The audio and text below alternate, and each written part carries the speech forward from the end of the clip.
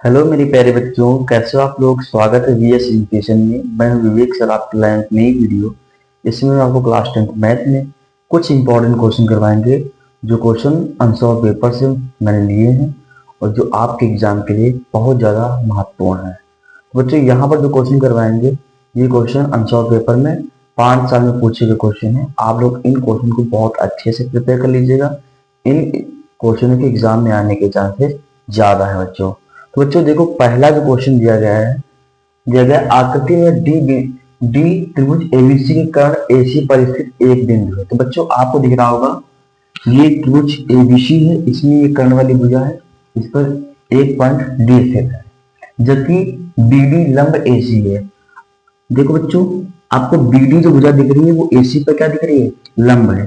क्यों? क्योंकि देखो ये 90 डिग्री का कोण बना रही है ना, इसलिए। तथा डीएम लंब बीसी। तो बच्चों देखो, ये बीसी भुजा है, इस पर लंब क्या है, डीएम है। और डीएन लंब एबी, डीएन भुजा देखो एबी पर लंब है। तो बच्चों हमको इसमें सिद्ध करना है, फर्स्ट क्या है, D M square equal to D N dot M C. Second है D N square equal to D M dot A N. तो बच्चों यहाँ देखो, हल करते हैं क्वेश्चन को। बच्चों देखो, इसमें हम त्रिभुज दिख रहा होगा आपको, त्रिभुज डी सी बी में। बच्चों इस त्रिभुज में हम त्रिभुज लेंगे हम डी एम सी व त्रिभुज डी एम बी में। तो बच्चों लिखेंगे हम त्रिभुज डी एम सी व त्रिभुज डी एम बी में। देखो बच्चों, यहां पर आपको दिख रहा होगा ये कोण और ये कोण 90-90 डिग्री के है ना। तो बच्चों यहां लिखेंगे हम angle DMC is equal to angle DMB। तो बच्चों ये कोण कितने डिग्री का है, 90 डिग्री का है। अब देखो बच्चों, ये कोण ये दोनों कोण आपस में क्या होंगे, इक्वल होंगे। तो बच्चों यहां लिखेंगे हम DM, माफ करिएगा, DCM होगा, DCM is equal to DMB। अब बच्चों यहां पर हम कोण समरूपता लगाएंगे हम। तो यहां लिखेंगे हम त्रिभुज DMC समरूप होगा त्रिभुज DMB के। मतलब बच्चों ये जो त्रिभुज दिख रहा है ना, DMC जो समरूप होगा DMB के। इस स्थिति में लिखेंगे यहाँ पर, यहाँ थेल्स की प्रमेय लगाएंगे बच्चों। तो यहाँ लिखोगे थेल्स प्रमेय से। जब बच्चों यहाँ पे हम थेल्स प्रमेय लगाएंगे तो यहाँ पर इसको अनुपात में लिखेंगे बच्चों। कैसे लिखेंगे हम, अनुपात में। तो यहाँ लिखेंगे DM upon MB equal to MC upon DM. अब बच्चों आपको चित्र में दिख रहा होगा, ये जो एमबी भुजा है वो डीएम क्या है, इक्वल है। तो बच्चों लिखेंगे हम चित्र से क्या बच्चों, जो एमबी भुजा है वो किसके इक्वल है, डीएन को। देखो बच्चों, एमबी जो भुजा किसके इक्वल है, डीएन के। तो यहां पर देखो आपको एमबी दिख रहा होगा यहाँ, इसलिए DM upon DN equal to MC upon DM. अब बच्चों डीएम को डीएम से मल्टीप्लाई कर देंगे तो यहाँ हो जाएगा DM square equal to DN को इधर मल्टीप्लाई कर देंगे तो यहाँ हो जाएगा डीएन डॉट एमसी। तो बच्चों ये आपका पहला वाला था जो सिद्ध हो गया है। इसी प्रकार हम दूसरा त्रिभुज लेंगे, हम क्या लेंगे, इसी प्रकार दूसरा कौन सा है, सेकंड हमको सिद्ध करना है ना, डीएन स्क्वायर। अब बच्चों दूसरा जो त्रिभुज है, ऐसे ही जैसे हमने देखो इसमें कंपेयरिंग कराई, ऐसे इन त्रिभुजों में भी कराएंगे बच्चों। तो यहाँ बच्चों देखो, इसमें लिखेंगे हम त्रिभुज डी एन ए व त्रिभुज डी एन बी में। जैसे बच्चों ने इसमें कंपेयरिंग कराई ना, तुलना कराई इसकी समरूपता की, वैसे हम इन दोनों में भी करा देंगे हम। तो यहाँ लिखेंगे हम angle D N B equal to angle D N A. बच्चों आपको दिख रहा होगा ये एंगल और ये एंगल कितने डिग्री के हैं, 90 डिग्री के बच्चों। तो ऐसे नोट कर देंगे। उसके बच्चों देखो ये कोण और ये कोण आपस में क्या है, इक्वल है। तो बच्चों यहां लिख देंगे हम angle D B N equal to angle D N A, माफ करिएगा, D B N equal to D A N, D A N. अब बच्चों यहां पर भी कोण को समरूपता लगाएंगे हम। इस स्थिति में क्या होगा, जो त्रिभुज डी एन ए वो समरूप होगा किसके बच्चों, डी बी एन की। डी एन ए समरूप होगा बच्चों, वो डी एन बी के होगा, डी एन बी के क्या होगा बच्चों, समरूप होगा। जब समरूप होगा ना तो उस स्थिति में हम यहां लिखेंगे बच्चों डी, यहां लिखेंगे हम थेल्स प्रमेय से, थेल्स प्रमेय से। बच्चों यहाँ पे थेल्स प्रमेय से लिख देंगे, फिर आप लोग एक मिनट स्क्रीनशॉट ना लो, हो जाएगा। देखो बच्चों यहां पर लिखेंगे हम dn upon M B equal to an upon dn। अब बच्चों आप लोग देखो यहाँ पर जो एम बी भुजा है वो dm के क्या है, इक्वल है। तो यानी देखो चित्र से जो बच्चों एम बी जो भुजा है ना किसके इक्वल है, dm के। तो यहाँ पर आपको एम बी दिख रहा है ना, वहां पर आप क्या लिखोगे dm, तो यहाँ dn अपॉन ये एम बी हटाओ, यहाँ लिखोगे dm। ये देखो जो यहाँ पर dn भुजा है ना, ऐसे बोल तो एम बी भुजा किसके इक्वल है, एम बी जो भुजा है वो dm के इक्वल है, M B equal to dm। तो यहाँ पर an अपॉन dn हो जाएगा बच्चों। dn को dn से मल्टीप्लाई कर देंगे, आ जाएगा dn स्क्वायर। क्या हो जाएगा बच्चों, dn स्क्वायर हो जाएगा। यहाँ देखोगे dn square equal to dm dot an। तो बच्चों ये भी आपका क्या हो गया, सिद्ध हो गया। उम्मीद करता हूँ बच्चों आपको ये मेरी वीडियो समझ में अवश्य आ रहेगी। अगर बच्चों मेरी आपको वीडियो समझ आ रही तो मेरी वीडियो को लाइक करना मत भूलिएगा और मेरे चैनल को सब्सक्राइब भी कर लीजिएगा। तो लीजिए तो इसका स्क्रीनशॉट। तो बच्चों आप लोगों ने पहले क्वेश्चन का स्क्रीनशॉट ले लिया होगा। उम्मीद करता हूँ आपको वो क्वेश्चन बहुत अच्छे समझ में आया होगा। अब मैं आपको बताने वाला हूँ क्वेश्चन नंबर 2। ये बच्चों ये जो क्वेश्चन है ये 22, 23, 24 3 साल लगातार पूछा गया है। तो आप लोग इस क्वेश्चन को बहुत अच्छे से प्रिपेयर कर लीजिएगा, क्योंकि इस क्वेश्चन के एग्जाम में आने के चांस ज्यादा लगते हैं कुछ। तो बच्चों ये जो क्वेश्चन है यहाँ पर दिया गया 60 मीटर ऊंची एक मीनार की चोटी। तो पहले 60 मीटर ऊंची एक मीनार की चोटी, तो आप पहले इधर मीनार बना लो जिसकी ऊंचाई कितनी है 60 मीटर। मीनार की चोटी से एक मकान की छत, मकान बच्चों बना देते सामने, मकान मिल गया। मकान की छत यहां पर होगी और आधार उसका ये है कि अवनमन कोण। बच्चों अवनमन कोण की बात कर रहा है ना, तो हम ऐसे बनाएंगे अवनमन कोण। जो मकान की छत से अवनमन कोण दिया गया है वो 45 डिग्री है और आधार का अवनमन कोण कितना बच्चों दिया गया 60 डिग्री। तो ये जो अवनमन कोण दिया गया बच्चों ये 45 डिग्री दिया गया है, और ये वाला जो कोण दिया गया बच्चों ये बच्चों दिया गया है 60 डिग्री का। कितना दिया बच्चों, ये कोण दिया गया है 60 डिग्री का। आगे बोल रहा है उस मकान की ऊंचाई। अब बताओ बच्चों ये ऊंचाई क्या होगी, और मीनार से उस मकान की दूरी भी बतानी है। आपको इसमें 2 चीजें निकालनी है। उम्मीद करता हूँ बच्चों आपकी डायग्राम बहुत अच्छे समझ में आ रहा होगा। यहाँ पर आप A, B, C, D, E आप ऐसे पॉइंट ले लो।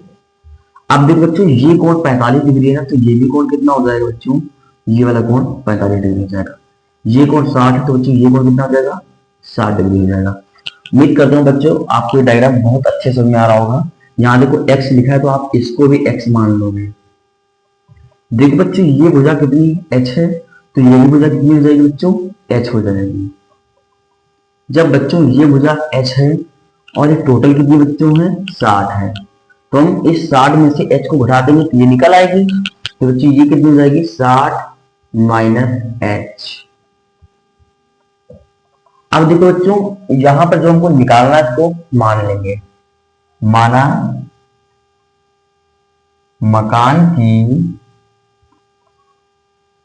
ऊंचाई h तथा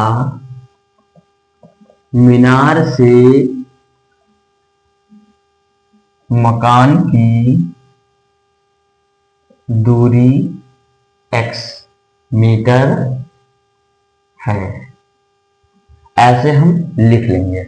उसके बच्चों देखो क्या करते हैं, हम छोटा वाला त्रिभुज लेंगे। बच्चों आपको इसमें छोटा त्रिभुज दिख रहा होगा, त्रिभुज CBD में। बच्चों इस त्रिभुज में देखो, ये कोण आपको कितना दिख रहा है, 45 डिग्री का है। और कोण किस समय बुरा लंब होते, लंब बढ़ रहा है, किसका फॉर्मूला होता है, tan का होता है ना। तो यहाँ देखो tan 45 डिग्री बराबर क्या हो जाएगा बच्चों, लंब बटे आधार। तो बच्चों यहाँ पे लंब कौन सी भुजा है, ये भुजा है। BC माप क्या है, 60 माइनस h है, ऐसे लिख दोगे। आधार बच्चों का है, x है। तो जो tan 45 का मान 1 होता है ना, तो 60 माइनस h अपॉन x, आप इस x को इधर मल्टीप्लाई कर दोगे तो यहाँ से x की वैल्यू कितनी हो जाएगी बच्चों, 60 माइनस h। बच्चों आप इसको समीकरण नंबर 1 बना लोगे। उम्मीद करता हूँ बच्चों आपको यहाँ तक बहुत अच्छे समझ में आ रहा होगा। अगर बच्चों आपको मेरी वीडियो समझ में आ रही ना, तो मेरी वीडियो को लाइक कर लीजिएगा, मेरे चैनल को सब्सक्राइब कर लीजिएगा, एक प्यारा सा कमेंट जरूर कर दीजिएगा। तो देखो बच्चों आगे, अब देखो बच्चों इसमें हम त्रिभुज लेंगे, हम माफ करिएगा ACE में, त्रिभुज ACE में। अब बच्चों देखो यहाँ पर ये कोण कितना है, 60 डिग्री का है। बच्चों में त्रिभुज ACE ये वाला लिया हुआ है, ये वाला लिया हुआ है ना। तो यहाँ पर देखो बच्चों tan 60 डिग्री बराबर, बच्चों इसमें लंब क्या है, AC है, आधार बच्चों इसमें क्या है, AE है। अब बच्चों देखो tan 60 का मान क्या होता है, √3 होता है ना। बच्चों देखो यहाँ पर A से C तक की दूरी कितनी है, ये h है ना। एक काम कर लो, हमको ये दूरी पता ही ऑलरेडी कितनी है, 60 है, तो हम 60 लिखेंगे। और यहाँ पर देखो बच्चों AE की माप क्या है, x है, तो इस x को इधर मल्टीप्लाई कर देंगे बच्चों। तो इस x को इधर मल्टीप्लाई कर देंगे तो यहाँ पर हो जाएगा x √3 बराबर 60। अब देखो बच्चों यहाँ पे क्या करते हैं, इस √3 को अपॉन में ले आएंगे, तो यहाँ से x का मान हो जाएगा 60 अपॉन √3। फिर इसमें हम कंजुगेट मल्टीप्लाई कर देंगे, तो बच्चों यहाँ पर हो जाएगा 60 √3 अपॉन √3 बच्चों क्या होता है, 3 होता है ना, 3 में 6 बच्चों आ जाएगा 20, x बराबर कितना होगा 20 √3। मतलब बच्चों मीनार से भवन के बीच की जो दूरी होगी वो 20 √3 मीटर होगी।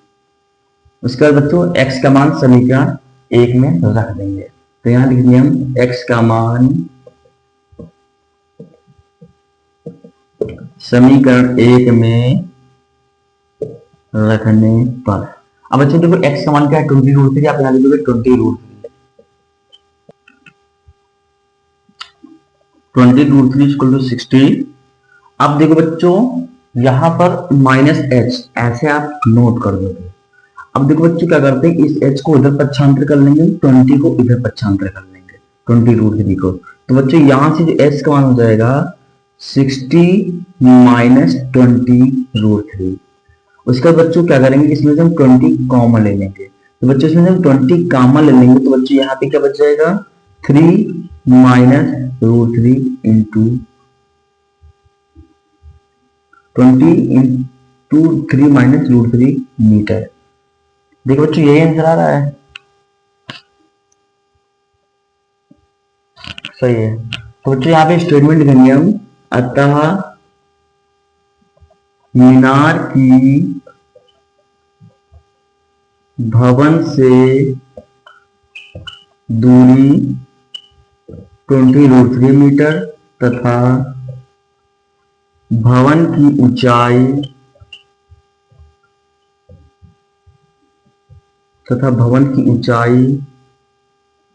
20 इंटू 3 माइनस √3 मीटर होगी। तो बच्चों ये हो जाएगा आंसर। लीजिए आप लोग इसका स्क्रीनशॉट। तो बच्चों आप लोगों ने 2 क्वेश्चन का स्क्रीनशॉट ले लिया होगा। उम्मीद करता हूँ दोनों क्वेश्चन बहुत अच्छे समझ में आए होंगे। अब मैं आपको तीसरा क्वेश्चन बताने वाला हूँ। बच्चों ये जो क्वेश्चन है ये यूपी बोर्ड एग्जाम 2023 और 24 दोनों के एग्जाम में पूछा गया है। बच्चों आप लोग इस क्वेश्चन को भी बहुत अच्छे से समझिएगा। तो बच्चों यहाँ पर 15 सेमी त्रिज्या वाले एक वृत्त की कोई जीवा केंद्र पर 60 डिग्री का कोण अंकित करती है। संगत लघु और दीर्घ वृत्तखंडों के क्षेत्रफल हमको इसमें ज्ञात करने हैं। बच्चों कोचिंग क्षेत्र में सही क्वेश्चन है।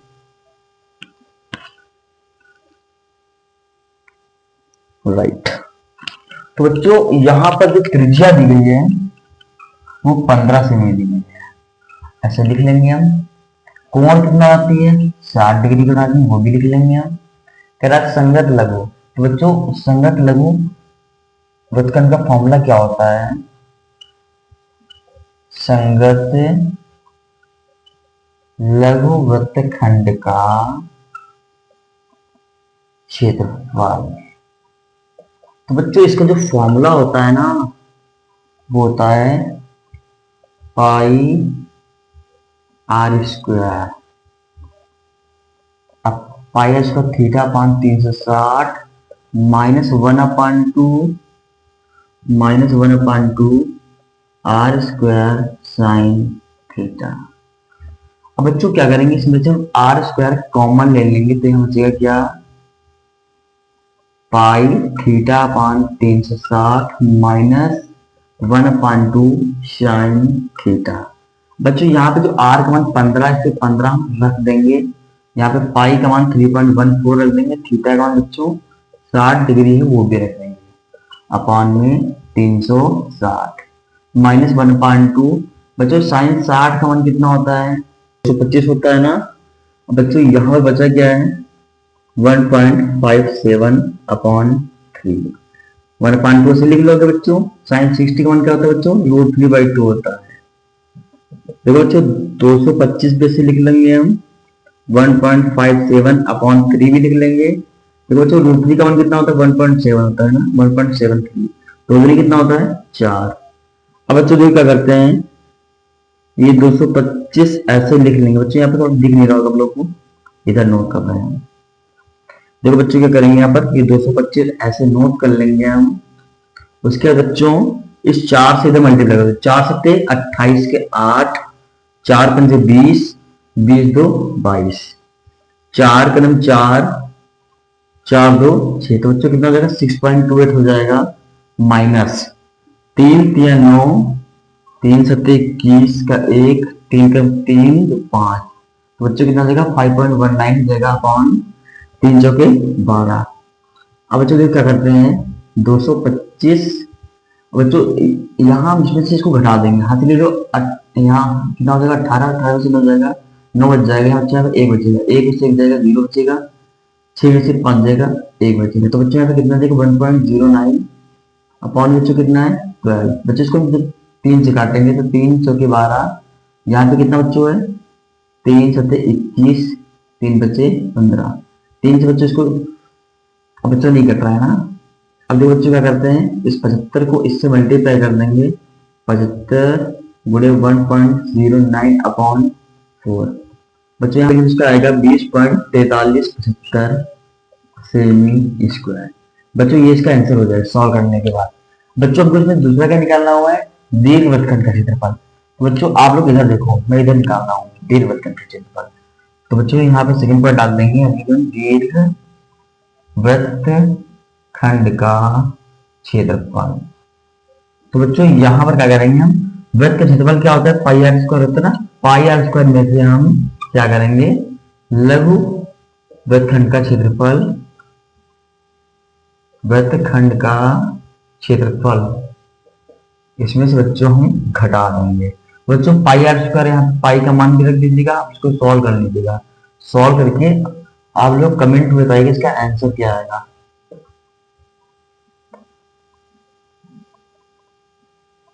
पाई का मान 3.14 रखिएगा, आर का मान 15 सॉल्व कर दीजिएगा यहाँ पर।